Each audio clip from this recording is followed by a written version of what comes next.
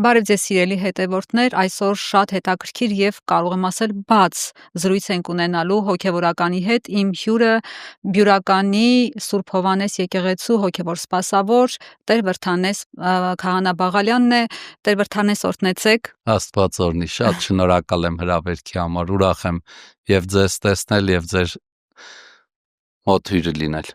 Ես եմ շնորհակալ Տեր Վրդանես, ես մեզ հետևողներին հիշեցնեմ, որ Տեր Վրդանեսը Արագածոտնի թեմի այն հոգևորականներից է, որի տուն ներխուժել էին քննչականի այսպես կոչված խիզախ տղերքը, խուզարկություններ էին արել բնակարանում, շատ վատ էին իրենց պահել, հոգևորականը ինքը կպատմի, անգամ նվաստացրել էին, գիշերազգեստով մարդուն բերման էին ենթարկել եւ խուզարկությունների ժամանակ ահաբեկել էին նրա անչափահաս զավակին, որը վերմակի տակից պարզապես վախից չի ուզեցել ցույց տալ, որ ինքը լսում է եւ տեղյակ է ինչ է կատարվում իրենց բնակարանում։ Տեր Վրդանես, այն որ անդիմադիրների նկատմամբ նման կերպ կարող էին վարվել քաղաքական գործիչների,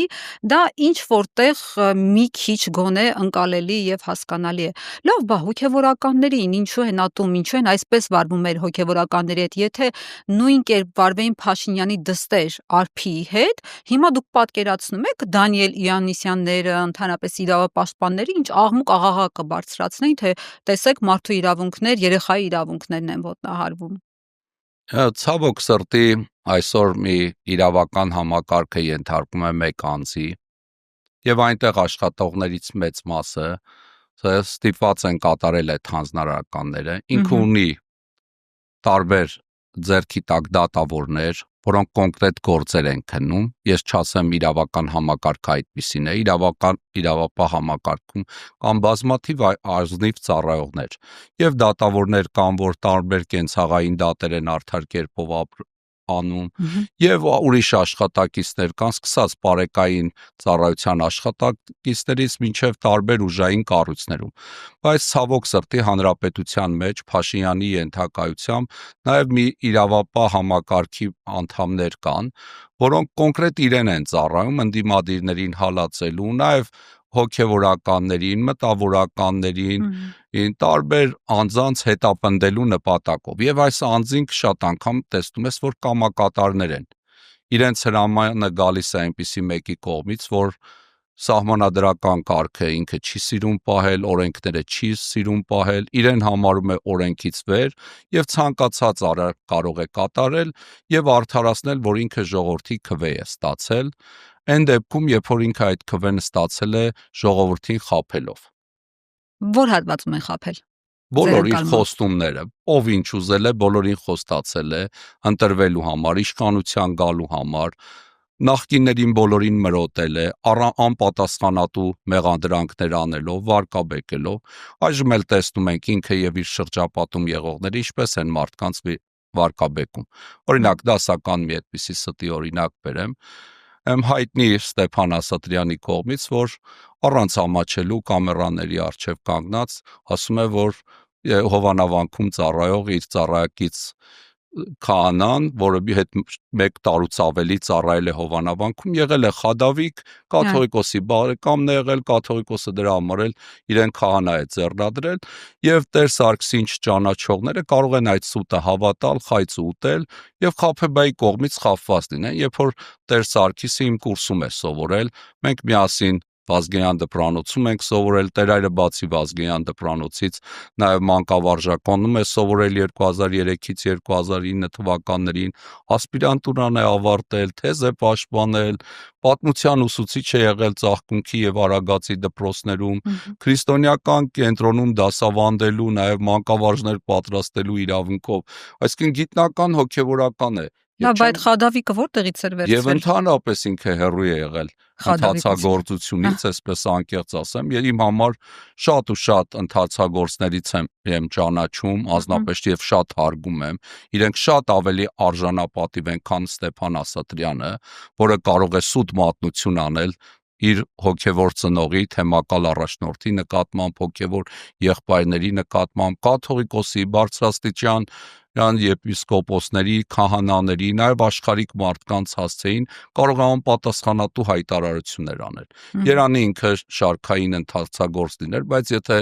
ընթացագործ է լիներ, ինքը էլի պիտի խաբեությամբ զբաղվեր, որտեվ ստախոս է։ Ստախոս է իր նոր տերերի նման։ Եվ հովանավանքում այն հարգանքը, հեղինակությունն էլ, որ նախկինում ունեցել է մինչև այս վերջի դեպքերը, եղել է, որ ունեցել է բարեխնամ թեմակալ առաջնորդ։ Մկրտիչ սրբազանի նման թեմակալ առաջնորդի հոգացու ձեռքերում ծառայելով հարգանք ու հեղինակություն է վայելել ժողովրդի հասարակության մեջ, եւ երբ որ տերերին փոխեց Հիսուս Քրիստոսին, թեմակալ առաջնորդին, կաթողիկոսին փոխեց Նիկոլ Փաշինյանի հետ, տեսնում ենք ինքը կորցրեց այն ամեն ինչը որ ժամանակին վաստակել էր, այդ թվում հարգանքը, հեղինակությունը, վերջի տեսանյութը տեսա, որ քաղաքացիները ինչպես են զրուցում եւ իր ստախոս լինել իր երեսին ասում։ Այսինքն օր-օրի ինքը իջնում է ավելի ցածր մակարդակի, հակականոնական պատարագից, պսակներից, կնունկներից, խափում ասում է մկրտության վկայական կտամ, երբ որ իր մկրտության տված վկայականը, եթե նույնիսկ թղթի վրա էլ գրի, որևէ մեկի մոտ չի անցնում եւ խափում է հասարակությունը այնպես, ինչպես Նիկոլ Փաշինյանն էր ընտրությունից առաջ, ընտրությունից հետո եւ այժմ էլ խափում հասարակությունը։ Շուշիի Հադրութի դեօկուպացիայով եւ մնացած այլ խոստումներով կառավարության ծրագրի եկավ իշխանության, բայց ես ընդհանրապես միշտ քաղաքական տեսակետ չեմ ունեցել, նախկինում ասենք որևէ կերպ այդպես քաղաքական ակտիվություն չեմ ցուցաբերել, բայց վերջի շրջանում Նիկոլ Փաշինյանի եկեղեցու հանդեպ արկածախնդիր այս վերաբերմունքից հետո անկեղծորեն ասեմ, քաղաքական կողմնորոշում է իմ մոտ ձևավորվել եւ աջակցում եմ բոլոր այն տեխնացուներին, քաղաքական ուժերին, որոնք դեմ են Նիկոլ Փաշինյանին եւ իր ստախոս թիմին։ Տեր հայր, վերադառնանք Տեր Արամ կոչվածին, Ստեփան Ասատրյանին, այդ միջադեպը դուք մեջ բերեցիք, որ համացանցում տեսագրությունները տարածված է, թե ինչպես են քաղաքացիները ամոթանք տալիս նրան, ասում են դու սուտ ես խոսել ես արել են, արել, նրա արդարացումը, ինքը ասում է, այ երբ որ ձեր նկատմամբ դուք ինչ գիտեք իմ նկատմամբ ինչքան անարդարացի են վարվել։ Այդ ինչի կուտակվել, այդ ինչից է այդպես։ Եթե Ստեփան Ասատրյանի նման ամենալավն են վարվել, որովհետև ինքը թեմում ծառայության ընթացքում կներեք արտահայտության ամենաշողոքորթ, ամենակցնող քահանան էր։ Օրինակ ոնց է դրսևորվել շողոքորթությունը։ Չգիտեմ, միջոցառումներին, ասենց հեռախոսը ձեռքին թեմակալ առաջնորդին էր նկարում, ասենց կենացներին արտասանում էր, երգում էր, ամեն ինչ անում էր, որ ասենք սրբազան հոր ասենց տրամադրությունը բարձրացնի, այն կարգի, որ սրբազան հայրը իրեն սենց աչքով ունքով հասկացնում էր Տեր էր ամոթայելի, սենց, այսինքն ինքը սենց չափից դուրս, ասենք, առաջնորդի նկատմամբ նրբանկատ էր, ես ինքս որպես քահանա անկեղծ ասեմ, սրբազան հոր հանդեպ երբեք նրբանկատ չեմ եղել, ասենք, փորձ ինձ ազատ սենց անկաշկանդ պահել եմ, երբեք այդպիսի խնդիրներ չեմ ունեցել, առավել եւս ինչպես ինքն է ասում մեզ թեմակալ առաջնորդը կամ ինչպես ինքն է ասում վերադասը հարկադրում էր ընդդիմության ցույցերին գնալ, երբեք 3 թեմակալ առաջնորդ եմ ունեցել Սեփ ու Սրբազանից սկսած Հովնան Սրբազանով, Մկրտիչ Սրբազանով եւ անկեղծ ասեմ Սեփ ու Սրբազանը խիստ էր, Երանի Ստեփան Ասատրյանը Սեփ ու Սրբազանի նման առաջնորդ ունենար, որ իրեն հանդեպ խիստ լիներ, Հովնան Սրբազանը խիստ ասելով ինչ նկատի ունեք, ինչ հարցերում էր խիստ։ Օրինակ հանձնարարականը կտար, միայն անելը երբեք չէր բավարարում, պիտի անելուց հետո պարտադիր զեկուցագիր գրեիր, նախապես ասենք ցանկացած միջոցառման, բանի ասենց գրություններով, բացատրագրերով, իսկ Մկրտիչ Սրբազանի կամ Հովնան, չնայած ասեմ, ժամանակին ասենք մենք էլ տերայներով ինչ-որ հարցերում կարող էինք առաջնորդից խիստ վերաբերմունքի, բայց արդարացի խիստ վերաբերմունքի համար դժգոհություններ ունենալ, մեր մեջ այդ հարցերը քննարկել, նորմալ երևույթ է, բայց հիմա Սեփ ու Սրբազանը ասել, որ Տեր Արամի նկատմամբ, եւ մենք էլ որ Վանաձոր ենք գնում ենք Շիրիմին այցելում ենք, մի հատ էլ Շիրիմը համբուրում ենք, որտեղ մեզ կրթել, դաստիարակել է։ Իսկ Ստեփան Ասատրյանի տեսակի մարդիկ օգտագործում են շողոքորթելու, գցնելու, ավելի հարմարավետ վիճակներում հայտնվելու համար։ Եվ պատահական չի, որ ինքը Երևանում ապրում է, Վեհափար Հայրապետի բնակարանում։ Այ դա մի հատ բացատրեք, ես ճիշտ ասած իմացա, կարդացի, ինչ որ կերպ չէի անկար։ Թեմակալ առաջնորդի մեքենան է վարում, այսինքն ինքը ծառայում է հովանավանքում, չունենալով մտավոր մեծ կարողություններ, չունենալով Բա ինչի են իրեն այդքան արտոնություններ տվել, բնակարան, այսինքն մեքենա վարելու ինքը հնարավորությունը, հա, կարողանում է լավ լացել, լավ շողոքորթել, գցնել, իր վիճակը լավ ներկայացնել, իր կարիքները, իր ամեն ինչը։ Եվ գիտեք, բազմաթիվ անգամներ առիթ եմ ունեցել, վերջի 4 տարվա ընթացքում պատկերացրեք երևի 20-25 անգամ թեմակալ առաջնորդի մոտ տարբեր առիթներով ինքը ինձ առաջատեր այ ջան, ինչ անեմ քո համար, ինչի կարիք ունես։ Եվ սկզբունքորեն միշտ ասել եմ ոչինչի Սրբազան, ամեն ինչ հրաշալի է, ինչ հանրարական գտակ, ինչ կա անելու, ինչ, այսինքն քո ծառայության մեջ թեմակալ առաջնորդին գնաս ասես տուն չունեմ, ապրելու տեղ չունեմ, եկեղեցուն պատկանող կենտրոնի բնակարանում տվեք ապրեմ, մեքենա չունեմ, ձեր մեքենան տվեք, առաջնորդն էլ ասում է գնա ամենա էժան գնով այդ մեքենայի գումարը տուր, ասում է դա էլ չունեմ, մի $500 էլ իջեցրու այդ գնից, հետո պարզվում է $500 էժանն էլ չունի, ինքը ուղղակի մեքենան է սպային ուզում, հետագայում այդ գումարը կփակվի, այսինքն այս մանրախնդիր տեսակը չեմ սիրել։ Իր հետ մի անգամ էլ բյուրականում եմ նմանատիպ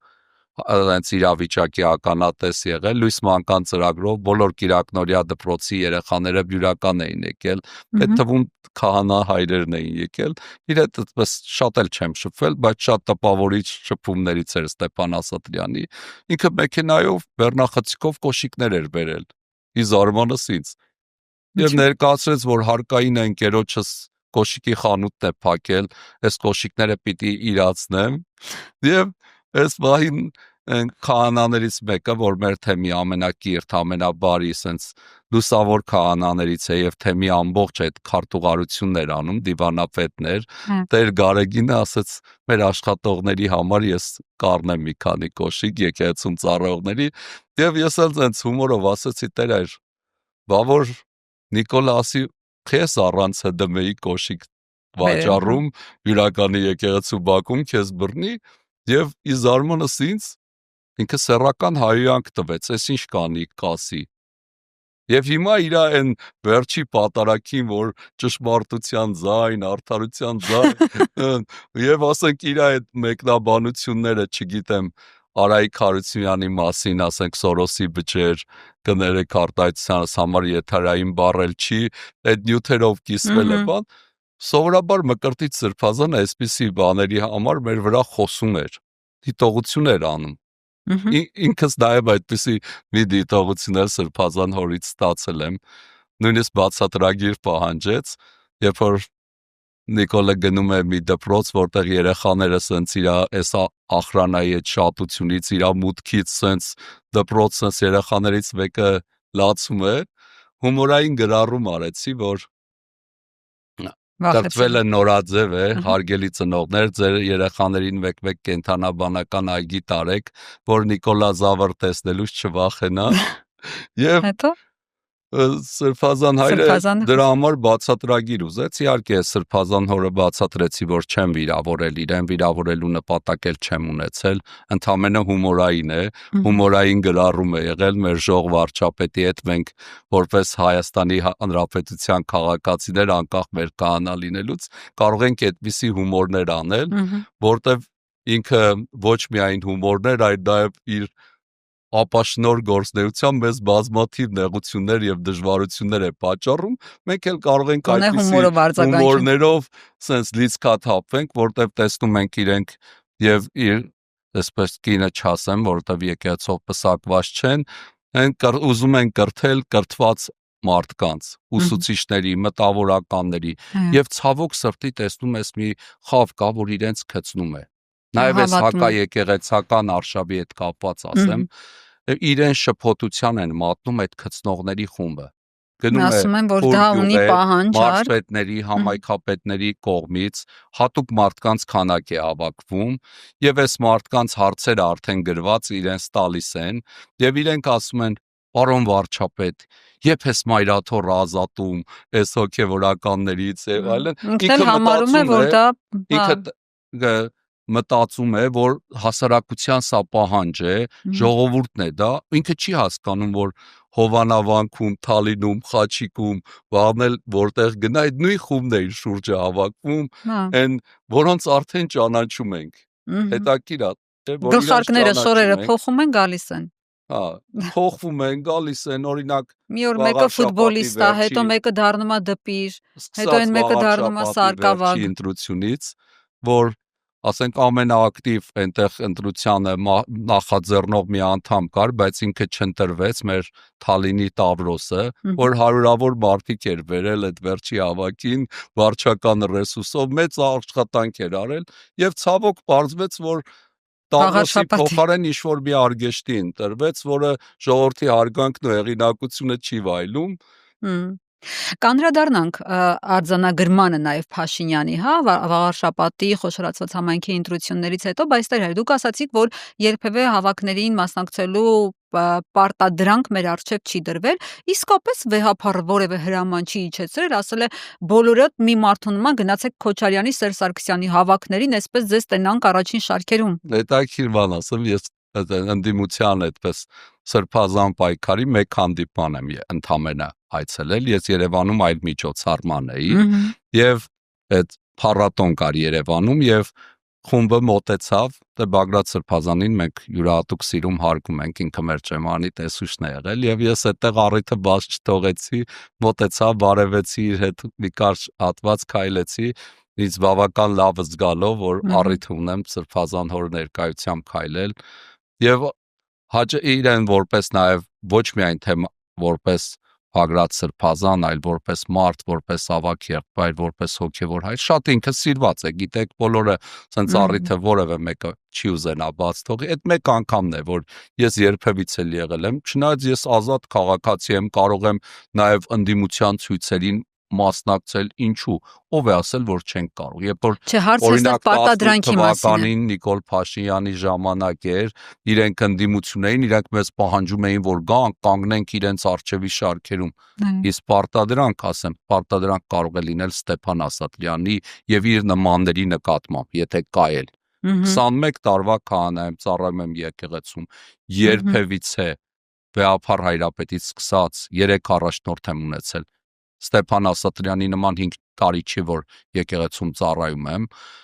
արդեն 21 տարվա քահանա եմ։ Չեմ ասում մնացած են ճեմարանում սովորելու տարիները, վերակացու լինելու,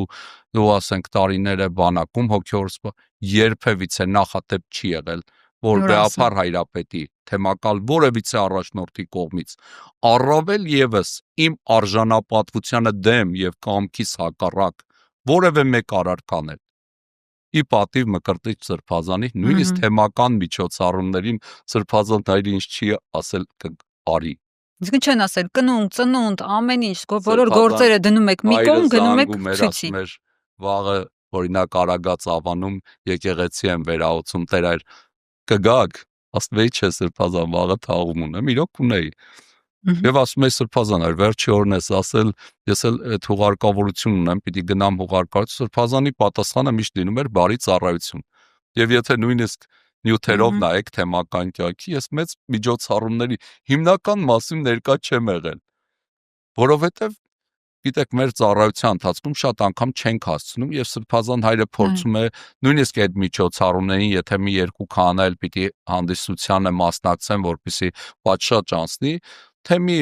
այն քահանաներին ընդգրկի, որոնք այդ օրը ազատ են եւ տեսնենք թե մի միջոցառումների մի միջոցառմանը Սրբազան հայրը այս քահանայի հետ է, մյուսին այն եւ որ խտրական վերաբերմունք լինի եկեղեցում քահանաների նկատմամբ, դա չի կարող լինել։ Եկեղեցին այսօր շատ քահանաների կարիք ունի։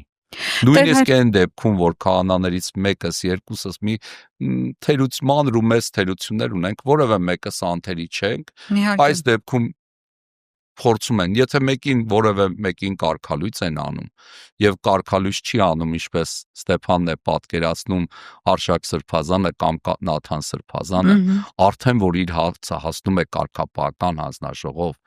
ինքը եկեղեցական բոլոր կարգերից արդեն հեռու մեկն է լինում։ Ստեփան Ասատրյանի նման մեկի համար ես նա ասենց արդեն առաջնորդի նույնիսկ գրավոր սրբազանորը խնդրել եմ, որ իր հարցը չպահի թեմի շրջանակից ներս, այլ ներկայացնի մայրաթուրին, որտեվ եթե քահանան պատարագի ժամանակ թեմակալ առաջնորդի անունը չի տալիս, թեմակալ առաջնորդը կարող է իր հետ դեռ աշխատել, բայց եթե քահանան հասել է լկտիության ամենաբարձր մակարդակի եւ չի տալիս ամենայն հայոց հայրապետի անունը պատարագի ժամանակ, որ պիտի տա, այս դեպքում պիտի կարգապահական փոխարենը վարչապետի անունն է տալիս ու վարչապետի անուն տալը մեղմ ասված է, այդ ծափերը, այդ քծնանքի մոտնոլորտը, այդ շողոքորթելը ուղղակի իմ համար հումորային է, ինչպես կարող է Ստեփանը կանգնել վարչապետին ասել դու Հերովդեսի նման չես։ Ոնց կարելի է այդպիսի բան ասել։ Ախր Նիկոլը շատ նման է Հերովդեսին։ Հովանես Մկրտիչ եկեղեցում եմ ծառայում, հենց Հերովդեսը Հովանես Մկրտչին գլխատես նրա համար, որ Հովանես Մկրտիչը Հերովդեսին ասում էր դու ապօրենի կնոջ հետ ես ապրում, ինչպես օրինակ հենց Նիկոլի վիճակն է։ Եվ Նիկոլի նման ազնվորության համար մեծագույն քծնանքի ձև է, երբ որ մեկը իրեն ասում է դու Հերովդեսի նման չես։ Ինչու նման չի։ Ինքը շատ էլ նման է եւ Հերոդեսին, եւ Պիղատոսին շատ տեղեր ձեռքերը լվանում, այդ է քաշվում։ Սավուխ թագավորին է Իսրայելի հիմնադիր շատ նման, որ հոգեկան լուրջ խնդիրներ ուներ Դավիթը տավիղ էր նվագում, սաղմոսներ էր ասում, որ ինքը խաղաղվի, բայց էլի չէին օգնում, ինչպես Նիկոլին սաղմոսները չեն օգնում, որտեվ ինքը սխալ սաղմոսներ է կարդում։ Ինքը կարդում է այն սաղմոսները, որ վերաբերում են Մեսիային փրկչին, եւ կարդում է առաջի դեմքով։ Սա խոսում է իր բացարձակ տգիտության մասին։ Խոսում է դատաստանի առակի մասին Մատթեոսի ավետարանում, ասում իմ հոր օրդյաններ, բանտում էի այցի եկակ, ընդամենը 9 թեմակալ առաջնորդից 3-ին կալանավորել ես, ոչ թե այցի ես գնացել։ Լիդիա Մանթաշյանին աղջկան կալանավորել առանց տեսակցելու իրավունքով եւ ազնվագույն մի ազնվորության, որևէ մեղ չունելով, ցող ազնվորության եւ այսօր կալանքի տակ է պահում։ Ասում է այցելել ես տնանքներին, որբերին, այդ մասն է մեկնում, երբ որ Արցախի 120,000 բնակչությանը տնավեր է արել, իր պատճառով 44-օրյա պատերազմի ընթացքում բազմաթիվ երեխաներ որբ են մնացել եւ ինքը այն հատվածն է իրեն վերագրում։ Բայց ինքը այցելել է Ստեփան Ասատրյանին։ Ինքը որբերին, տնանքներին, այդիներին այցելած, բանտարկյալներին այցելած մեկն է։ Քավլիցի որ դու դատաստանի ժամանակ, երբ որ դատաստանը լինի, իրեն Հիսուս Քրիստոս պիտի հարցնի. ինչ եղան Արցախի սրբավայրերը։ Ինչ եղավ օրինակ թեկուզ Քաշաթաղում եղող պարսկական մզկիթը, որը Նիկոլի պատճառով ադրբեջանցի վանդալները, բարբարոսները քանդեցին պարսկական նաև մզկիթը, ոչ միայն Շուշիի կանանչ եկեղեցին, ոչ միայն այն ջրականի եկեղեցին, այսինքն ոչ միայն եկեղեցիներ, վանքեր են քանդվում, գերեզմաններ են պղծվում, այս մարդը խոսում է պատասխան տալու դատաստանի մասին եւ պարզ աղոթքի նախաճաշ է անում, ուր այլ կրոնական կազմակերպությունների Հայաստանում եղած ներկայացուցիչներին կանչում է, քծնում է վարչապետի պաշտոնով մեկը, երբ որ չի հարգում իր սահմանադրությամբ ամենայն հայոց կաթողիկոսին, երբ որ անձնագրով նույնիսկ Գարեգին II է գրված։ Ինքը ասում է Կտրիչ Ներսիսյան։ Այս տգետը ասում է մի բան, որը նաև կրկնում են իր տգետ եւ շողակորթ թիմակիցները, որոնք կրթություն չունեն, մակարդակ չունեն։ Եթե օրինակ Վեհափառ Հայրապետի փոխարեն Պետրոս Սառաքյալը անգամ լիներ, Նիկոլն ու իր տգետ թիմը պիտի մերժեր իրենց, պիտի ասեր մատության գիշերը 3 անգամ Տիրոջ օրացակ, Տիրոջը թողեցիք, այսինչ բան էսպես արեցիք, այնի։ Եթե նույնիսկ Հիսուս Քրիստոս լիներ ամենայն հայոց կաթողիկոսի փոխարեն, Նիկոլ Փաշինյանը չէր ընդունելու։ էլի կգտներ մի բան։ Տեր հայր, ես հիմա ուզում եմ, որ որոշ բաների մասին, որոնք հնչում են հոգևորականների հասցեին, մենք ավելի բաց խոսենք եւ տանք դրանց մեկնաբանություններ։ Մասնավորապես ԿՊԱ-ականները ստեղծված իրավիճակի համար ունեն իրենց բացատրությունը։ Իրենք ինչ են ասում։ Ասում են դուք հոգևորականներդ եկեղեցին սարքել եք, մեջբերում եմ, գրդոնի դուքյան եւ ձեր աստվածը փողն է։ Այդպես է թե չէ։ Ընդհանրապես Հետաքրքիր բան փողի ասեմ, պաշտամունք կա թե չէ։ հետաքրքիր բան ասեմ, 21 տարվա քահանա եմ։ Իմ քահանայության ընթացքում բազմաթիվ սրբավայրեր են վերականգնվել եւ Օձունի եկեղեցում այն տանիքների ծածկասալերը 630 քառակուսի էր, Մղարթի եկեղեցին, Քարինջի եկեղեցին, Մարցի եկեղեցին, Հագուղի եկեղեցին։ Ես շուրջ 19 տարի ծառայել եմ Օձունի ենթաշրջանում։ Եվ երբ որ Օձունի ենթաշրջանից ծառայության վայրս փոխեցի Բյուրականի Սուրբ Հովհաննես եւ պիտի տեղափոխվեինք, ես ունեի ծառայողական ընդամենը մեքենա, որը մնաց դեմում, ապրում էի ծառայողական հովատանը, որը բնականաբար էլի մնաց, տան առարկաներից իրերից, որ առանձնացրինք, որն է երեց կնոջը պատկանում, որ ինքը ստացել էր նվերներ եւ այլն, բարձվեց միայն տեղափոխման ենթակա երեց կնոջ առարկաներն ու իրերն են։ Ես միայն գրքեր ունեմ, որոնք ես չբերեցի այնտեղից, մի հրաշալի հարստություններ, իմ ունեցած ոսկիներ, միակ բանը, որ ես իմ 19 տարի եկեղեցում ծառայելով հետ էի գցել, մի գրապահարան գիրքեր, որը մի փոխարինող նշանակվեց մեր եկեղեցու ուսանս հրաշալի քահանաներից մեկը Տեր Արարատաղորի հետ 6 ամիս ծառայեցինք։ Ես այդ գրքերը նվերեցի Տեր այրին գրապահարանը նույնպես եւ քանի որ այստեղ որտեղ պիտի տեղափոխվեի, դրանց նույնիսկ դնելու տեղ չունեի։ Եվ այսպես ասեմ, նյութական բաներ ես իմ ծառայության ընթացքում չեմ ստեղծել։ Ի տարբերություն Ստեփան Ասատրյանին, 21 տարում ես չունեք այնքան, ինչքան ինքը 5 տարվա ընթացքում։ Ուղղակի չունեմ։ Նոր տուն եմ կառուցում, դեռևս անավարտ վիճակում է։ Տեսեք, ինչ են ասում իշխանությունները, ես ներողություն եմ խնդրում ոչ եթերային։ Իշխանության հետ, որ ասում են դուքյան եք սարքել, փող եք աշխատում, ես ցանկացած աշխատանք որ անեմ, այդ ասողներից տասնապատիկ ավելի եկամուտ կունենամ։ Այսօր պրիմիտիվ օրինակ ասեմ, Ամերիկայից կարող եմ մեքենաներ կրել համացանցով տունը նստած, տարվա մեջ 5-6 մեքենաներ կրեմ, բիզնես անել եւ փող աշխատել։ Ունենամ ավելի մեծ գումար, քան քահանայությամբ եմ ունենում։ Ես բացի քահանայությունից ընդամենը այգի ունեմ, որ հայրիկս ինձ նվիրել է։ Բացի դրանից միայն աշխատանքը, որ բուն իմ ծառայությունից դուրս զբաղվում եմ, այգի գործությունն է, այգին հայրիկս տվել է չվաճառելու եւ մշակելու պայմանով։ Ես այդ պայմանը պահում եմ եւ այսպես ասեմ, բացի մեր են ուտելու մրգից,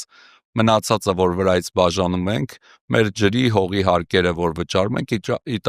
իմիջիալոց գույքարկը բավական է վերջի 7 տարվա ընթացքում, հողի տան մնացած ամեն ինչի բավական բարձրացել է։ Տեր Վրդանես, այսինքն դուք միլիոններ չեք դիզել, որովհետև տեսեք մարդիկ էլ այսպես Փաշինյանի խոսքը երկրորդելով ասում են, հա, բալը մի հատ գնացեք այդ տերներին հարցրեք, որ մեկնա հարսանիք են անում, փող են ուզում, թաղում են անում, փող են ուզում, ասենք իրենց թվում է, որ այդ բանը գանձանակի մեջ գծվող այդ գումարներից դուք դառնում եք այսպես ոսկե տների տերեր, ասաբնյակների տերեր, այդպես է լինում, թե չէ։ Այսպես ասեմ, գյուղական վայրերում, եթե իրանք գան եւ տեսնեն քահանաները տարվա ընթացքում քանի պսակ, քանի մկրտություն են անում եւ իրանց նույնիսկ թվացial աշխատական գներով դա քանակ չի կազմում։ Երբ որ Բյուրականի եկեղեցում ես ինքս նշանակվել եմ ծառայության, շուրջը կա Հովանավանք, Սաղմոսավանք, Մուղնի, Դղեր, մարդիկ նույնիսկ գյուղացիների մեծ մասը չեն ուզում իրենց գյուղի եկեղեցում, որ նաև տարիներ շարունակ մշտական քահանա չի ունեցել։ Ես 4 տարի արդեն ծառայում եմ Բյուրականում, փորձում եմ բարեկարգել ցանկապատը, պատը, շքամուտքը, հարևանի պատը, այն եկեղեցու տարածքում գյուղացիների ջրառը, բան եւ այլն, որ մի բարեկարգ վիճակ ստեղծեն, որ կան գոնե հարսանիք լինի, որ Բյուրականունի եւ Անտառուտի բնակիչները, Անտառուտում ընդհանրապես եկեղեցին քանդված է։ Գոնե իմ ենթաշրջանի բնակիչները իրենց պսակներն ու մկրտությունները իմ մոտ բերեն եւ դրանց գումարը այնքան քիչ գումար է կազմում շատ անգամ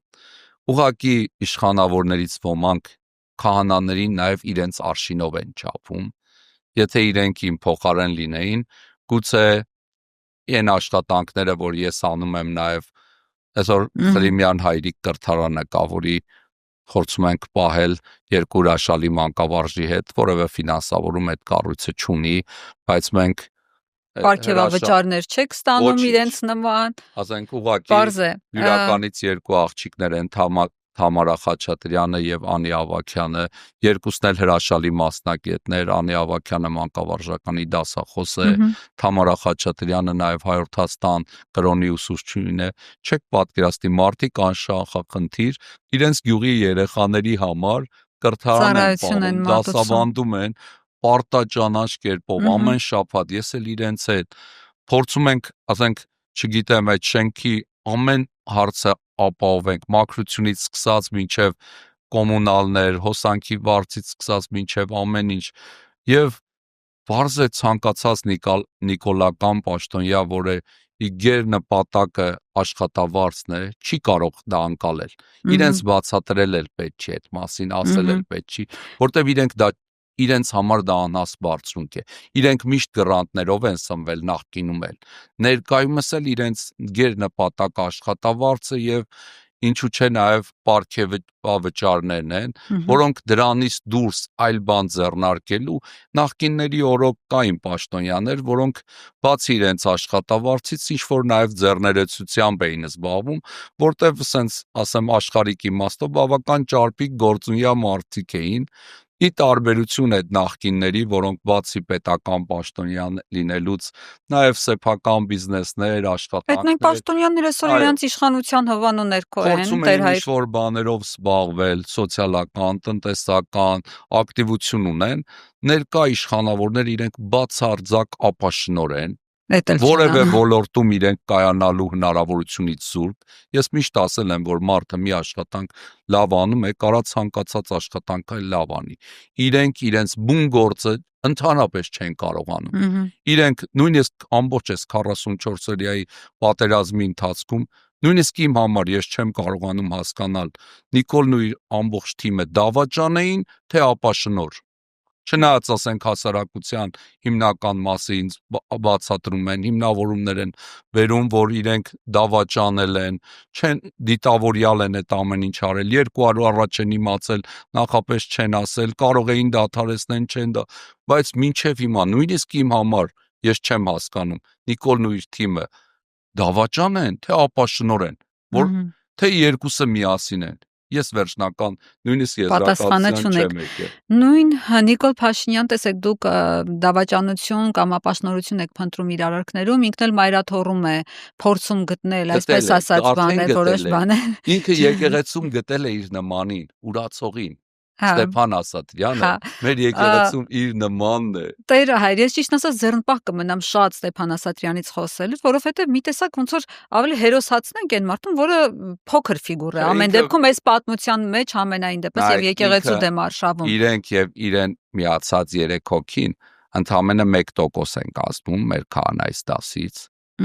Քահանայից դասը շատ արժանապատիվ կեցվածքով։ Դե իհարկե, որտեղ մենք անընդհատ խոսելով այս տեսակի մասին, թվում է թե իրենք մեծամասնություն են կազմում, բայց բացարձակ այսպես չէ։ Հետաքրքիր բան ասեմ, մեր քահանաներից մի մասը իրոք խնդիրներ ունեն։ Եկեղեցում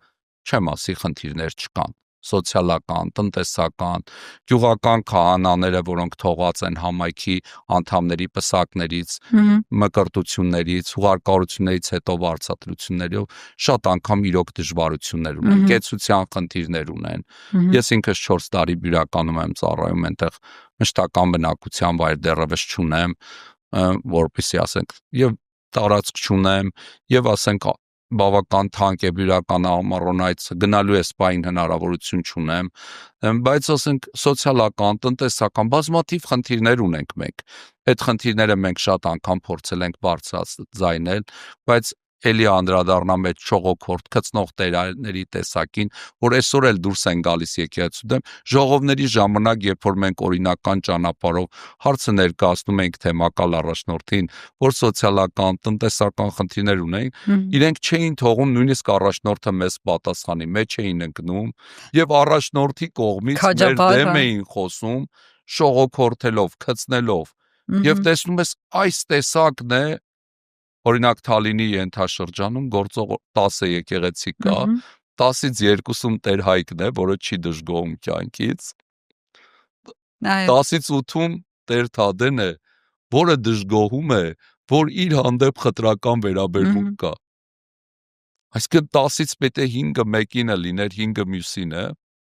բայց երբ որ 10-ից 8-ը իրեն է, 2-ը մյուսինը, այն 2-ը իր աչքին շատ է երևում։ Տեր հայր, տեսեք ինչ է ասում Փաշինյանը Մայրաթորի մասին, ես բառացի եմ մեջ բերում եւ ներողություն եմ խնդրում մեզ դիտողներից, չբարկանաք մեկնաբանությունների դաշտում չգրեք, ես ինչ էի ասում եւ այլն, մեջ բերում եմ վարչապետ Փաշինյանի խոսքերը ազգային ժողովի ամբիոնից։ Մայրաթորում մեկը բոսյակ է, մեկը սեռական մոլագար է, մեկը գանձագող է։ Ես կյանքս կդնեմ դրանցից մեր սրբությունը ազատելու։ Կան եկեղեցում սեռական մոլագարներ, Տեր հայր։ Ասում է բոսյակը, սեռական մոլագարը, KGB-ի գործակալը, եկեղեցին է, թե եկեղեցին չի։ Հիմա մեր եկեղեցին այս ֆոնի ներքո է ներկայացնում, այդպիսին է մեր եկեղեցին։ Ծանոթներիցս մեկը հետաքրիր մի գիրք էր կարդացել, ես այդ գիրքը չեմ կարդացել, եւ ինձ ասաց, որ այդ գրքի հեղինակը այդպիսին է, սեռական մոլագար է, նույնիսկ արձանների նկատմամբ։ Որ գիրքներ դա հետաքրիր է, ինչ որ արդեն կրահում եմ։ Ես չեմ կարդացել, ասենք գրքի հեղինակ էր, եւ ասենք մի այդպես խայտարակ գիրք էր գրել, էլ որտեղ ասենք ինքը իր եւ տեսնում ես այդ գրքի հեղինակը այդ բոլոր ասածներն է, իհարկե եկեղեցին դա չէ, եւ դրա արդյունքում է, որ Նիկոլը եկեղեցում չէ։ Ինքը մեկ անգամ կանոնական պատարագի չի ուզում մասնակցել։ Իրեն թվում է, թե գնում է պատարագի, երբ որ քահանան կարգալույց է։ Թալինում ուրախացած, ասի լավ է, դեպի եկեղեցին ինքը 5 կառույց է, կարգալույցությունն էլ երկար process է, ասի կգնա պատարագի, իսկական պատարագի կմասնակցի, Տեր Թադեն պատարագ կանի, ինքն էլ թող իրական պատարագի մասնակցի իր այդ թիմի հետ, որոնք պատարագի դե բնականաբար նախկինում չեն մասնակցել, որտեղ մեկը ձախ ձեռքով է խաչակնկուն, կանայք գլխաբաց են, տղամարդիկ գլխարկով են, հասկանում ես այդ մասան եկեղեցում չի մտել, բայց ուրախանում ես։ Եվ ինչ եղավ, խոստովանությանը բերել էին Վարդանին, որը գիտենք Տաուշի թեմում ծառայության ժամանակ ընտանեկան լրջագույն խնդիրներ է ունեցել։ Սրբազան հայրը ասել է գնա ընտանեկան հարցերը կարգավորի, նոր կգաս քեզ կներեմ։ Նույնիսկ ինքը ասում է ես անժամկետ արձակուրդի մեջ եմ եւ այս կարգալույց արված մեկը իրենց թողություն է տալիս, այսինքն առանց թողություն ստանալու իրենք կարող են հաղորդություն ընդունել, ցանկացածից։ Այսինքն երբեք չի լինում, կամ օրինակ կարող են կամայական կերպով վեհափառ հայրապետի հատվածը կամ պատարագի ցանկացած հատված կրճատել, կամ եկեղեցում մտցնել, ասենք Նիկոլին ծափ տուր արա, ասենց մեկընդուց հետևից գոռա եւ բոլորը ծափ տան, այնտեղ հավաքված արաները երևի կամ աղջիները, չգիտեմ, իրանք սկսեն ծափ տալ եւ ինքն էլ ասի դե ժողովուրդը ուզում է ինձ ծափարել, փառաբանել, մեծարել, խոնարհվել, ես ոնց արկել եմ այդ փառքը չստանամ էլի։ Ձայն բազմած ձայն Աստծո։ Դասական շոու է, ամբողի եւ այդ նույն ամբողը գալու է որ իրեն քարկոծելու է։ Այդ նույն ամբողը իրեն գամելու է պատին, որ ինքը սահմանադրություն է խախտում։ Եկեղեցին ինքնավար կառույց է։ Եկեղեցականներից ինչպիսին լինելը Նիկոլ Փաշինյանի գործը չէ, հստակ, իր գործը չէ։ Եվ Նիկոլ Փաշինյանի աչքը ինչու չի տեսնում նվիրյալ հոգևորականներին։ Ես անձնապես բազմաթիվ ճանաչում եմ։ Ինչ օրինակ, այդ նույն Փաշինյանի աչքը կույր է եւ չի տեսնում հայր շնորհքին, որ կոշում ուզում է տղամարդկանց վանք հիմնել, սրբության պապը, հայ սուրբ է, առաքինի անձնավորություն է, Ինչու չի տեսնում, ինչու չի ուզում տեսնել, ինչու Նիկոլ Փաշինյանը չի տեսնում չափավոր կյանքով ապրող տասնյակ գյուղական եւ քաղաքային քահանաների, ինչու չի տեսնում եկեղեցում եղող լավը, հետաքրիր մի բան կասում է, նույն դաշտի մեջ մեղուն տեսնում է ծաղիկները, որ նեկտար հավաքի, իսկ ճանճը տեսնում է աղբը, կներեք արտահայտությանս համար, եկեղեցուն այսօր քննադատողներ այդ աղբը տեսնող այդ ճանճերն են, եւ իրենց եկեղեցին չուլան տեսնողները եկեղեցին փոխելու իմիջիալոց այդ չուլանի հետ կապված պատմությամբ ասեմ, կրթության նախարարը վարչապետին տարել է այն բոլոր տեղերը, որտեղ պետական ծրագրով վերականգնում է արվում, եւ իր տեսած այդ չուլան կոչված վիճակը պետական ծրագրով պետության բալանսի վրա եղող վերականգնող սրբավայրերն են, ինքը հատուկ այցելել է, շինարարական ինքը չի հասկացել, որ Երանի այդ եկեղեցում հարևանությամբ գտնվող մետաղական տնակներում ապրեին մեր հայր սուրբեր կամ վանականներ, մենք ցավոք շատ քիչ քանակ ունենք, եւ իրենց բանվորների այդ տնակն է եղել, իրենց աշխատանքային գործիքներն է եղել, իրենց շինարարության նորմերին համապատասխանող կամ չհամապատասխանող չուլան վիճակն է եղել, եւ անկեղծ ասեմ այդ չուլան վիճակը ոչ թե եկեղեցում է, եկեղեցու շուրջն է, բակերում է, այլ իրենց ուղեղում է, ինչպես աղքատությունն է իրենց ուղեղում, եւ բարձր աշխատավարձ ստանալով հանդերձ, պարգևավճարներ ստանալով հանդերձ, այդպես էլ աղքատ մնացին եւ չեն ուզում թոշակառուի թոշակը բարձրացնեն։ Այդ նույն հոգեբանությամբ իրենց նաեւ չուլանը եկեղեցին չուլան կոչողների ուղեղում է։ Իրենք գիտեք ինչու չեն տեսնում լավ նվիրյալ հոգեվորականներին, որտեվ իրենց աչքը լուսավոր չէ։ Եթե աչքը խավար է, իրենց ամբողջ մարմինը խավար է լինում։ Տեր Վրդանես, տեսեք ինչ է տեսնում Փաշինյանը ազգային ժողովի ամբիոնից, նա հայտարարում է, որ քահանաների հետևից ընկնում են, ձեռմեռ են գցում ու կատարյալ լռությունը։ Սա այլասերվածության կատարյալ աստիճան է, ու մենք պիտի ներենք 1000 ներողություն, բայց կարող եք փարատել Փաշինյանի այս մտահոգությունները ձեռ գցելու հետ կապված։ Թող ինքը կոնկրետ ասի այն հոգեվորականների անունները, որոնք իրեն հետևից ձեռք են գցել։ Ես վստահաբար դրանց մեջ երբեք չեմ եղել, չեմ լինի, ինձ որևէ մեկը որևէ ձևի անհարգալից իմ հանդեպ չի վարվել եւ չի էլ կարող վարվել։ Թող Նիկոլ Փաշինյանին, եթե որևէ մի բարձրաստիճան, ցածրաստիճան հոգեվորական, աշխարհիկ անձ, չգիտեմ Ֆրանսիայի հյուրանոցի են Վանաձորից իբրև թե փախած, հաց sense այլասերվածից սկսած, եթե որևէ մեկը իրեն ձեռ է գցել, սեռական բռնության է ենթարկել, թող դրանց անունները տա եւ թող այդ մարդիկ օրենքի առջեւ պատասխան տան։ Եթե որևէ մեկը իր նկատմամբ սեռական ինչ-որ գործողություններ է կատարել, թող կոնկրետ դրանց անունները տա, փաստերով հիմնավորի, ինչպես Ստեփան Ասատրյանն է ասում, դատի տվեք, դատարանում արդանում, այսինքն մեր կա պարանոց զրպարտություն է ինքը ասի, վարկաբեկի, հետո դուք ոնց ուզում եք տակից դուրս եկեք։ Այսինքն սրանով Տեր Հայր ուզում է հոգեվորականներին ներկայացնել որպես ծերրաքաղց, ուզում է ներկայացնել համասեռամոլ, ինչ է ուզում ներկայացնել հոգեվորականներին։ Ցավոք սրտի մեր հոգեվորականների քանակը շատ սակավաթիվ է։ Գիտեք, մեծ եղեռնի ժամանակ շուրջ 4000 հոգեվորական է նահատակվել։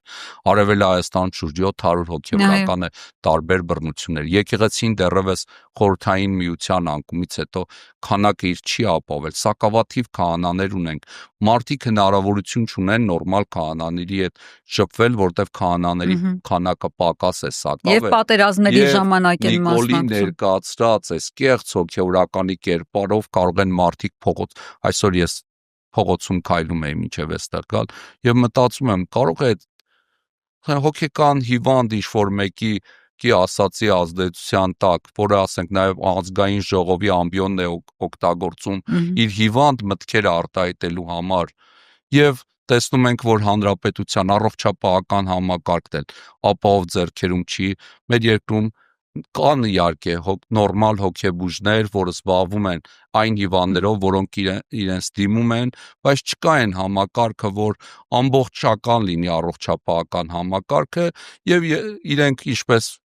Ստեփանի ֆեյսբուքյան հայտարարությունը տեսնեն նաեւ մի հոգեկան հիվանդի անլուրջ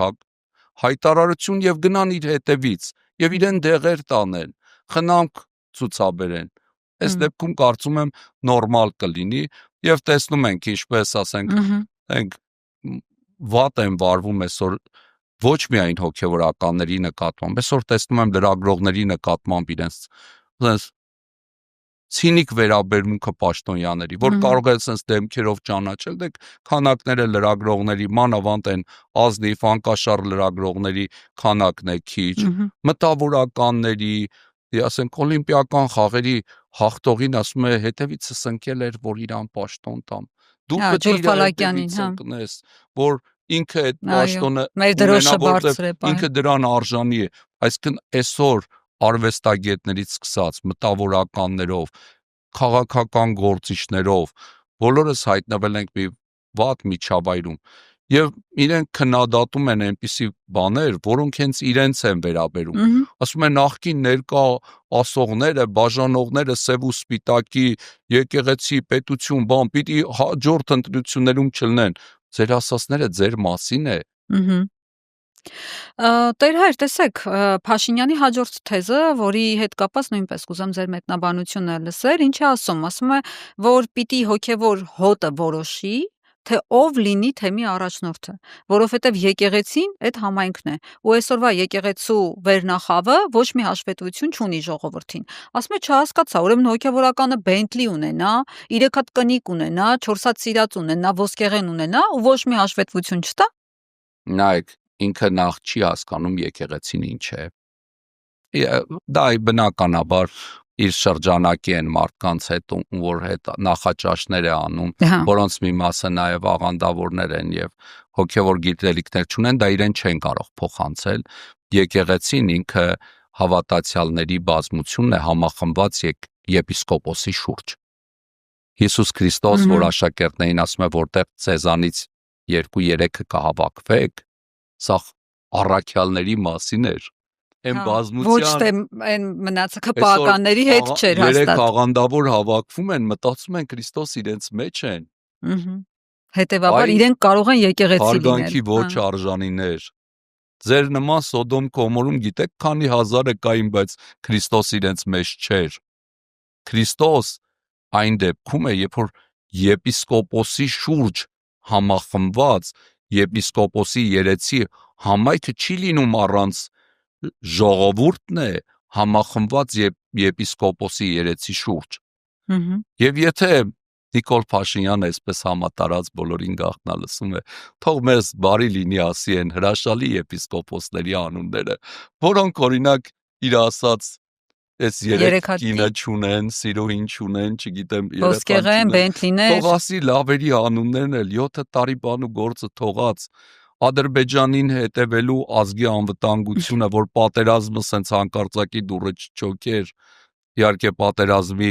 պատճառն էր ինքը, հրձիկն էր ինքը, բանակցությունները ձախողման տանելով, ասելով Արցախ Հայաստանը եւ վերջ, այսինքն լեգիտիմացնելով նույնիսկ դա,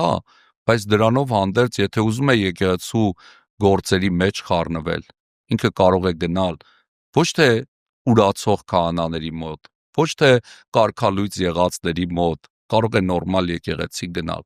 անկեղծ սրտով զղջալ, ապաշխարել, փորձել բարոյական կյանքով ապրել։ Ուրիշների աչքի միջի շուղը տեսնելու փոխարեն Նիկոլին շատ կխնդրեի սեփական աչքի այն ահռելի գերանները տեսնել, թող ինքը իր աչքի գերանը տեսնի։ Իր աչքի գերանը, երբ որ հանի, նոր թող փորձի ուրիշների աչքի շուղը տեսնել։ Եկեղեցում կարող է նաև խնդիրներ կան, բայց եկեղեցին ինքը սահմանադրության պետությունից առանձնացած է։ Դու սոցիալական, տնտեսական, նույնիսկ երկրի անվտանգային հարցերը չես կարողանում լուծել։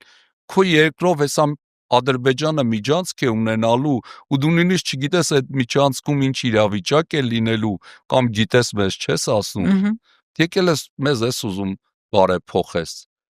Նախ գնա օրինակ այդ նույն բանը ասում է քահանան երեցը կամ թո եպիսկոպոսը թող լավ ընտանիքի հայր լինեն։ Մի հատ գնա քո ընտանեկան հարցերը կարգավորի, քո ընտանեկան գնա մի հատ ասենց ոչ կարգալույծ եղած տերայերի մոտ կնոջը թե որի հետ համատեղ ապրում ես, բայց պսակված չես, պսակվի եկեղեցով։ Այսինքն օրինական դաշտում մի հատ հայտնվի, դու կանոնական դաշտում հայտնվի։ Այսինքն եւ զաքսով չի եւ եկեղեցի։ Ինչքան էլ գնաս կարգալույծ տերայների մոտ, այդ շոու միջոցառումներին դու պատարագի չես մաս։ Իրեն թվում է թե ինքը պատարագի է մասնակցում։ Մենք էլ այդ պատարագը քննադատում ենք։ Վայ չէ, տեր հայր, ինչ եք ասում։ Իրեն թվում է այն Վարդանիկը կարող է իրեն թողություն տալ։ Վարդանիկը նորմալ անձնավորություն լիներ, իր կնոջն ու երեխեքին տիրություն արած կլներ։ Բագրատ Սրբազանի նման մեծահոգի մարդը, որ Հունանյանին ասում է գնա ընտանեկան հարցերը կարգավորի հետ արի,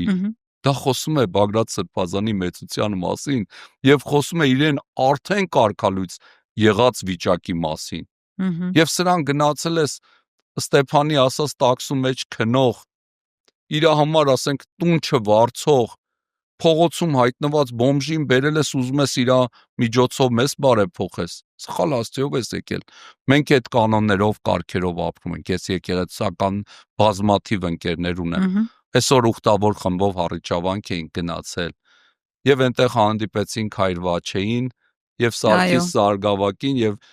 Հառիճավանքի լուսարար մի լուսավոր երեխայի Նարեկ անունով իրենց այդ ժամերգություն արեցինք։ Այսպիսի հոգևորականներ ունեցող եկեղեցում իրենց չտեսնես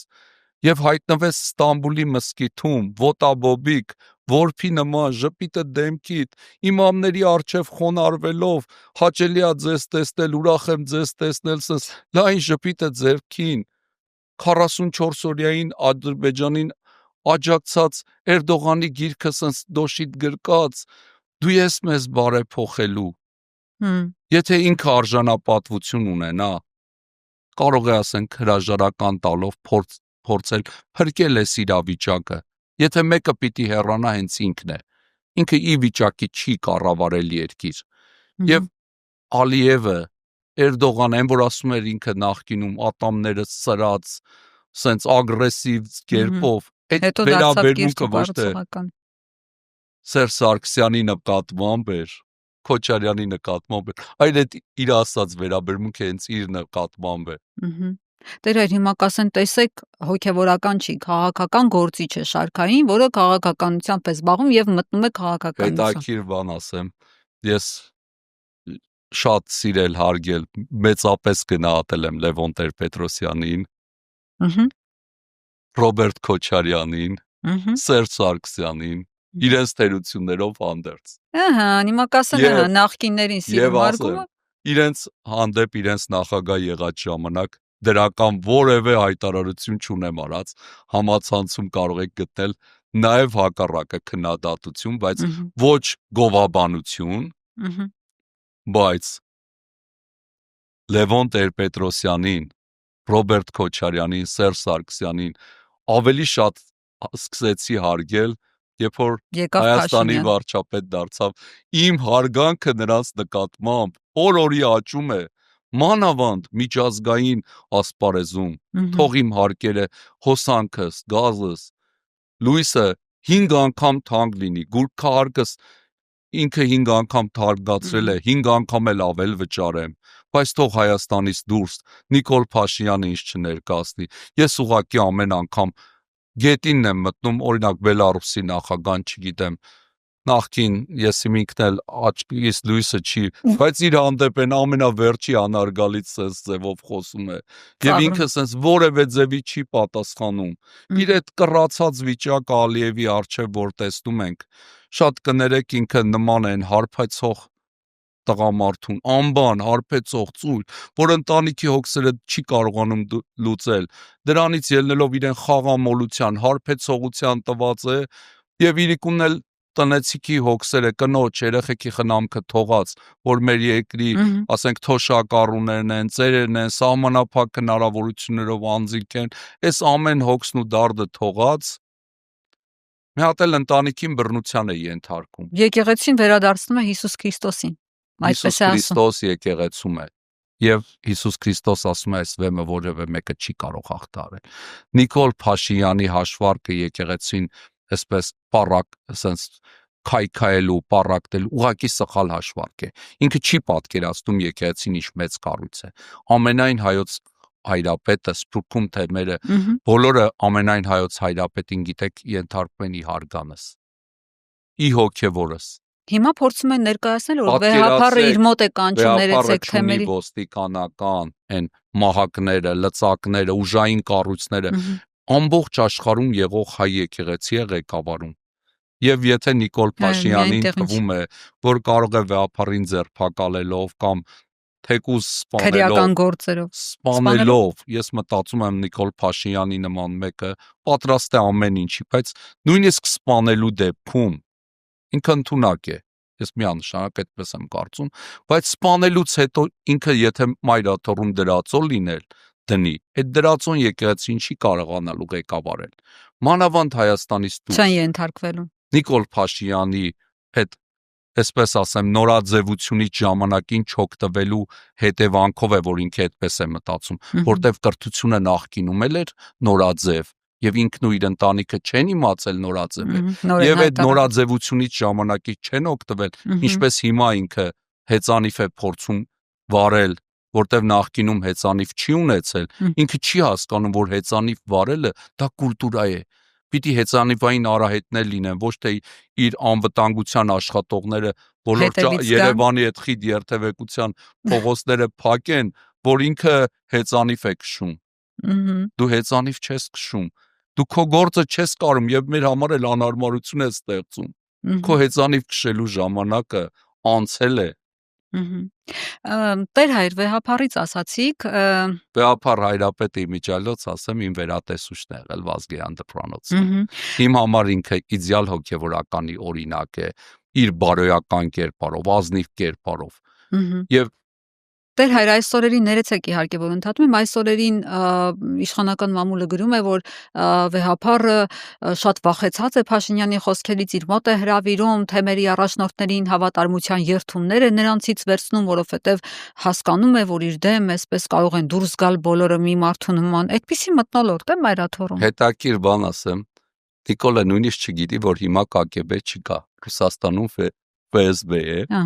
ինքը դա էլ երևի տեղյակ չի KGB-ի գործակալ ասելով FSB-ից շատ վախենում է անունը չի ուզում տա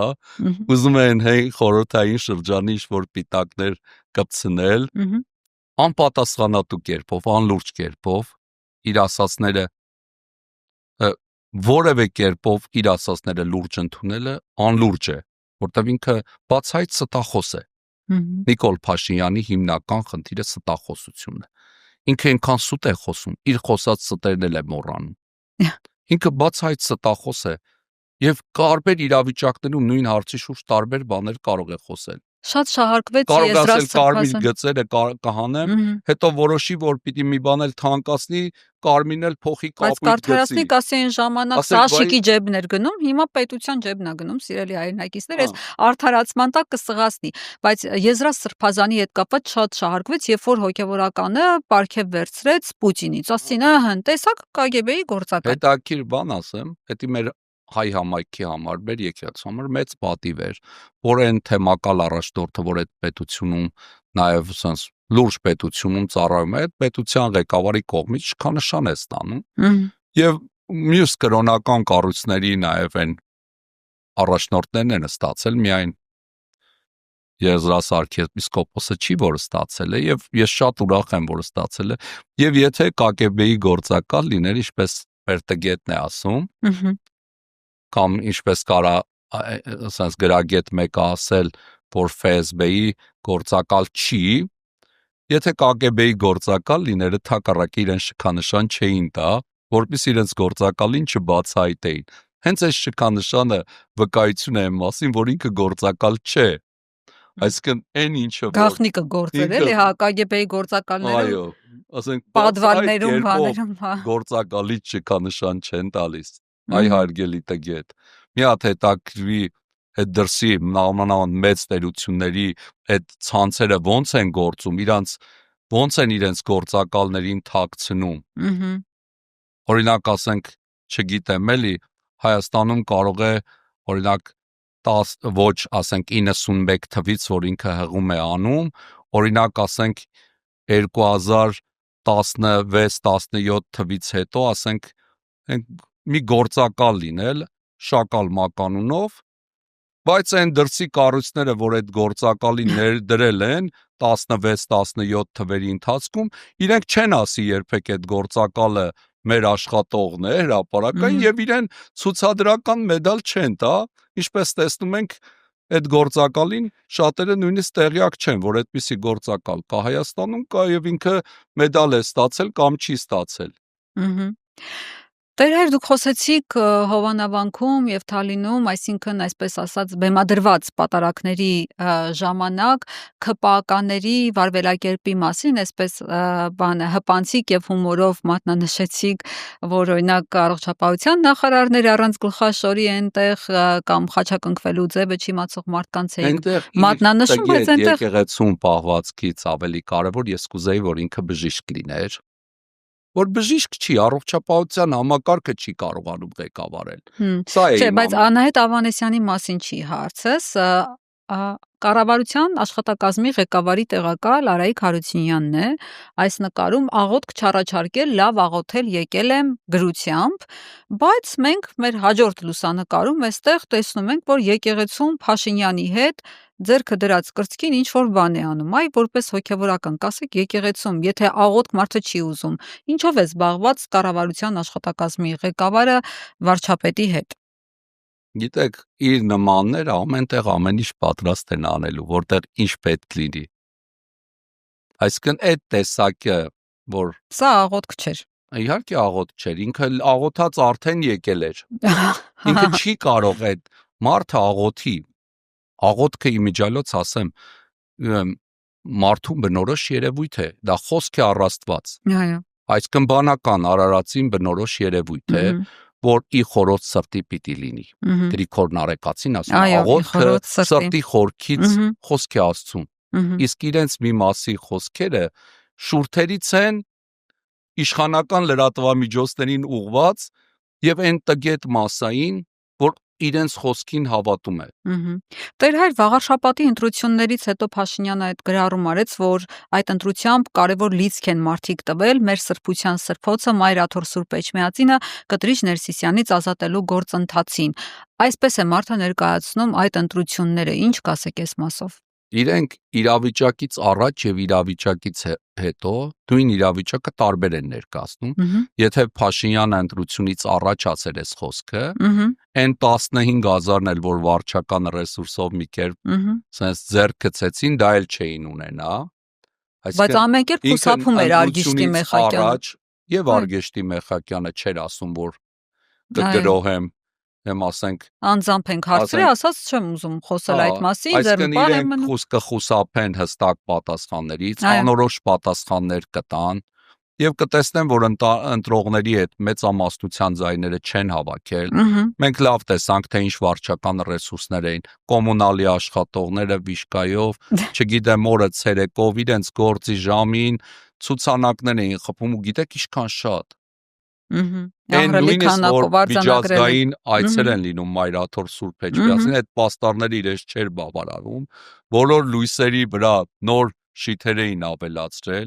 պետական sense մեծ ռեսուրսներ ծախսելով, վարչական ռեսուրսներով եւ տեսանք ով ասես կար, այն որ ինքը ասում էր ընտրություններին մի մուկ մի ձուկ թողտեղ չգա խառնվի, ինչքան մկներ ու ձկներ կային, ինչքան sense արգանքի ոչ արժանի պաշտոնյաներ կային, որ հակապետական գործնեությամբ են զբաղված օր ու գիշեր, տեսանք այդտեղ լցված էին։ Ուղղակի մարդիկ իրենց երեխաներին, կանանց, sense նորմալ մարդիկ փակվել էին տները, որ այդ մասան փողոցում իրենց չհանդիպի։ Այսինքն այնպես չի, որ դրանով բան են տվել, իրենց ձայնը տվել են նրա համար, որ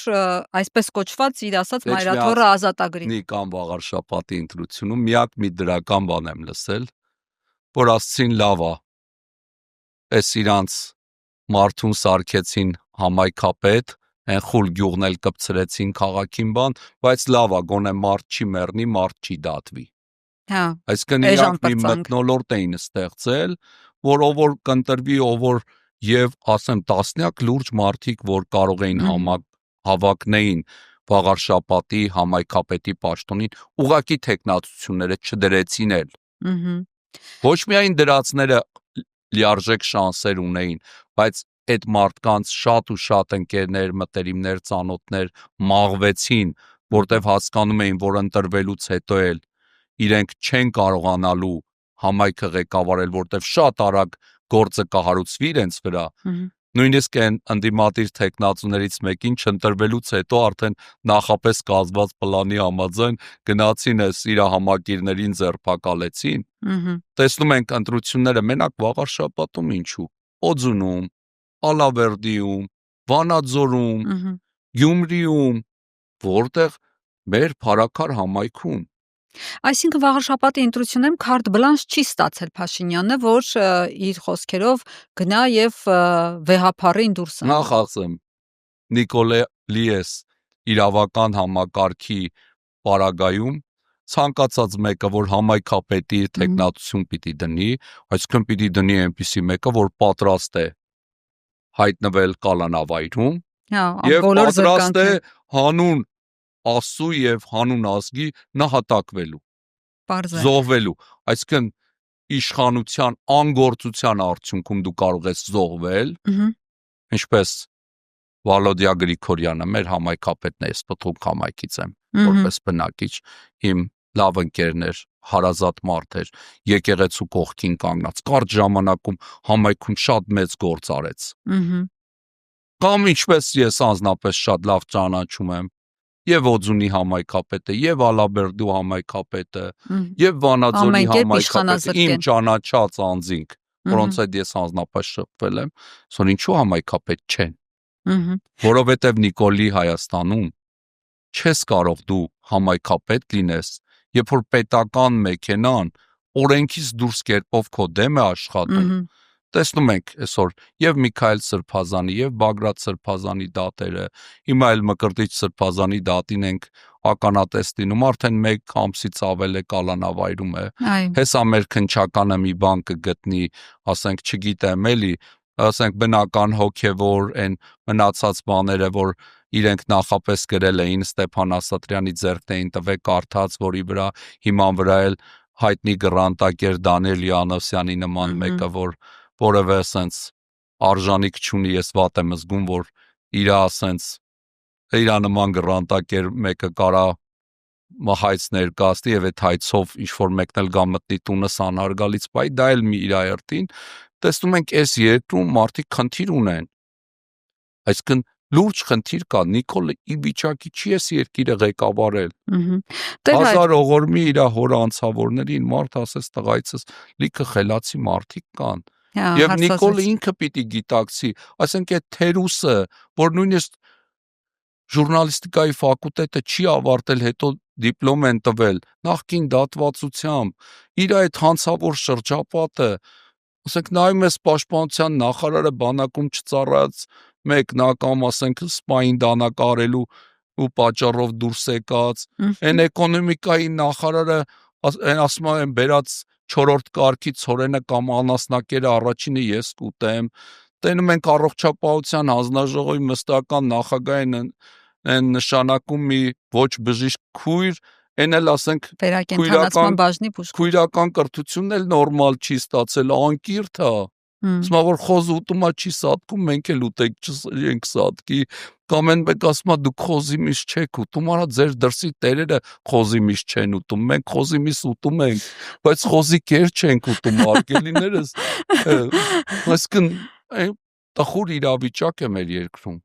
Եվ այսօր տեսնում ենք նաև թեմակալ առաջնորդների կալանավարելու վատ հետևանքները նաև, բացի այն վարչական, կազմակերպչական հարցերից, անկեղծ ասեմ, ես նախկինում այսպես լրատվամիջոցներին ակտիվ հարցազրույցներ այսքան շատ չեմ տվել, ինչպես այս վերջի 1 ամսում, որտեղ թեմակալ առաջնորդները նաև զսպաշապիկ էին մեր համար։ Այսօր համացանցում Նիկոլին ու իր ապաշնորհ թիմին իրենց ապաշնորհության համար ավելի շատ քննադատում են Շիրակի թեմի քահանաները, Տաուշի թեմի եւ վերջի շրջանում նաեւ Արագածոտնի թեմի քահանաներս։ Ինչու՞։ որտեվ ինքը ապօրենի մեր թեմակալ առաջնորդներին Այո, կալանավորել։ Եթե Նիկոլը ուզում է, որ հայաստանյան բոլոր թեմերի քահանաները իրեն ազատ քննադատեն, կարող է 6 առաջնորդի էլ կալանավորել։ Եթե ուզում է նաև Սփյուռքում գնալուց ժամանակ արտասահման գնալուց իր անվտանգությունը չապահովի եւ սփյուռքահայերը փողոցում ընկնեն իր հետևից, կարող է փորձել նույն վերաբերմունքը դրսի թեմերի նկատմամբ եւ կտեսնենք, որ ինքը Հայաստանից դուրս, անգամ Չինաստանում, որ sense լավ տնավորվել են, այնտեղ իրանք անվտանգ չեն զգա։ Ամփոփելով մեր զրույցը, հա, Տեր Վրդանես, այս մասով կուզեմ ձեր որպես հոգևորականի մեկնաբանությունը եւ ավարտենք Փաշինյանը ինչ ասեց վերջին ճեպազրույցի ժամանակ, ուրեմն երբ որ խոսք գնաց հայոյախոսության մասին, ասաց, հա, ես հայոյախոսում եմ, բայց ես հետո գնում եմ, խորանի առաջ ծնկի եմ գալիս եւ մեղքերի թողություն եմ խնդրում։ Այսինքն իրեն թվում է, ոնց որ ինքն էր ասում, փոխտուր խախտիր, խախտի փոխտու, փոխտու խախտի, խախտի փոխտու։ Այդ վիճակն է, մեղքը գործել, գնալ խորանի առաջ թողություն խնդրել։ Աստծո մոտ այդպես է, թե այդպես չի, դա ընդունելի է Աստծո մոտ, թե չէ։ Այդպես չի։ Միանշանակ այդպես չի։ Եվ ասեմ, ինքը ոչ էլ պատարագի է գնում, ոնց որ իրեն թվում է ամեն Կիրակի պատարագի է գնում։ Դա մեղքերի թողություն չի։ Այո, եթե կարգալույց քահանայի մոտ պատարագի ես գնում, վևս մեկ մեղք ես ավելացնում մեղքերին։ Եթե կարգալույց քահանան քեզ թողություն է տալիս, դու էլ իր առաջ չոքած ես, դու Աստծո առաջ չես ծնկի եկել։ Եթե կարգի մեջ եղող քահանայի առջև ծնկի ես գալիս, Աստծո առջև ես խոնարհում։ Իսկ կարգալույցի առջև չոքողները չոքում են մարդու առաջ։ Ընդամենը։ Ինքը ընդամենը, ասենք օրինակ Թալինի պատարագին, որ գնացել այնտեղ չոքել էր, նախկինում չոքած է եղել Էրդողանի առաջ, Ալիևի առաջ, հիմա էլ պլյուս Վարդան Հունանյանի առջև ծնկի եկավ։ Վարդան Հունանյանը օծում չունի, սխալ տեղ ես ծնկի եկել։ Եթե ուզում ես գնաս նորմալ մի տեղ պատարագի մասնակցես, այդ քո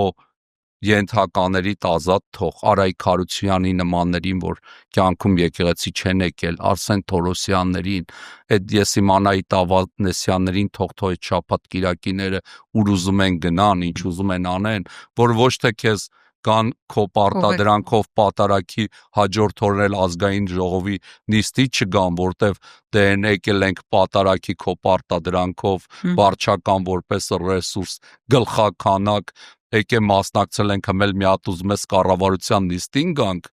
այդ մարդկանց թող ազատ թողի։ Արդեն դեմքերով գիտենք իրանց հետևորդներին, չգիտեմ են թմրադեղերի աջակից տնորենն է գնում, են Ռոստոմն է գնում, Բարոյազուրկ, գնելն է գնում, ում ասենք են, չգիտեմ, այդ իրա գնացած մարդկանց, իրա պատահ աջակիցների նկատի ունեք այդ անունները տալու, հա։ Իր համացանցի աջակիցների Ստյոպայի Տարոնի ազգանունները չեմ տա, այդ ազգանուններով հարգարժան մարդիկ կան, օրինակ Չախոյան Արթուրին շատ հարգում եմ, էլի ասենք, այդ ազգանունը դրա համար Տարոնի պարագային չեմ տա, որ մարդուն վիրավորած չլնեմ, ինքը շատ լուրջ գործ է անում, լավ բլոգեր է, իր էջին հետևում եմ։ Պարզ է, այսինքն Փաշինյանը սխալ տեղ է գնում։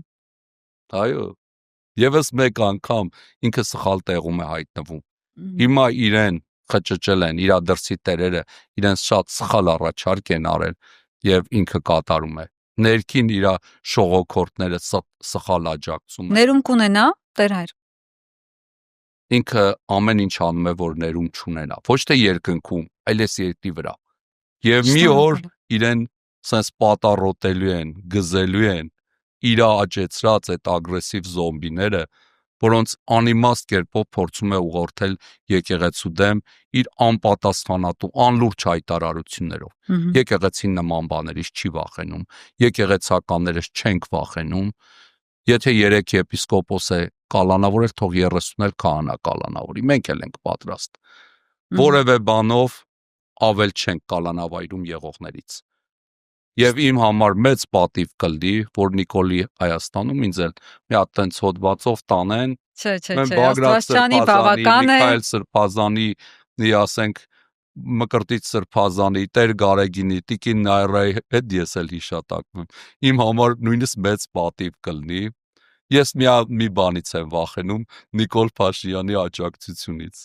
Ում որ ինքը աջակցում է, ես իմ էջին պաշտպանում եմ, որտեվ հասկանում եմ այդ մարդը հայտնում է շատ վատ վիճակում։ Ինչպես նախկինում էլ հիմա էլ ասենք կարող է այդ աղոթքի նախաճաշին մի շատ լավ մարզիկի հրավիրի եւ համացանցում իր հասցեին Արդեն վարկաբեկում է համարվում։ Ասենք տեսա որ իմ կողմից շատ հարգված Նազիկ Ավդալյանի հասցեին ոմանք քննադատում էին, անկախ իր այդ աղոթքի նախաճաշին գնալուց ես իրեն շատ հարգում եմ։ Օրինակ Արտուր Առաքսանյանի պարագային էլ իր կողմից սենց այդ մարդու նկատմամբ այդ նախկին նկարները բան դնելով համացանցում, Դե բայց եկեք հասկանանք էլի, ասենք Մկրտիչ Արզումանյանի հայտնի դերասան իր աջակցություն հայտնելուց եկավ հանդարտ ունենք բյուրականոն ներկայացմանը մասնակցեց վերջում էլ մի խառնաշփոթ դալիճից միջամտություններով, ասենք ինքը թող ոչ մեկին չաջակցի էլի։ Խնդրում եմ ոչ մեկին այլևս չաջակցել։ Հետո այդ մարդիկ ու լուրջը հիմա շատ խղճում եմ Ստեփան Ասատրյան, անկեղծ ասեմ։ Այսօր իր կողքին մենակ գնելն է մնացել, երկու ոստիկան են մնացել։ Ասեն զրոյացրել է մարդու թեկուզ կարճ ժամանակվա այդ ծառայության ընթացքում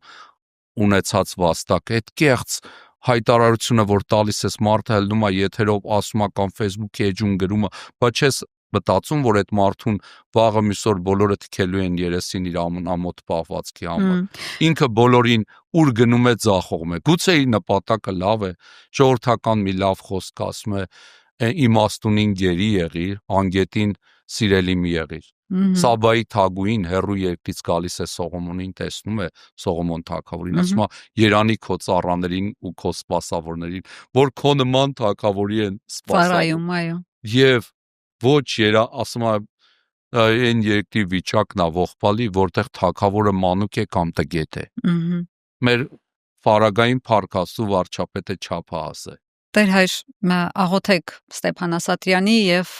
բոլոր նրանց համար, ովքեր իսկապես դրա կարիք ունեն։ Շնորհակալ եմ այսօրվա զրույցի համար, հետաքրքիր էր եւ կարծում եմ շատ անկեղծ եւ բաց էր, ինչպես խոստացել էինք։ Մեր հետևորդներին ես խնդրում եմ, որ անպայման բաժանորդագրվեք մեր ալիքին եւ Patreon-ին, կհանդիպենք մյուս շաբաթ ցտեսություն։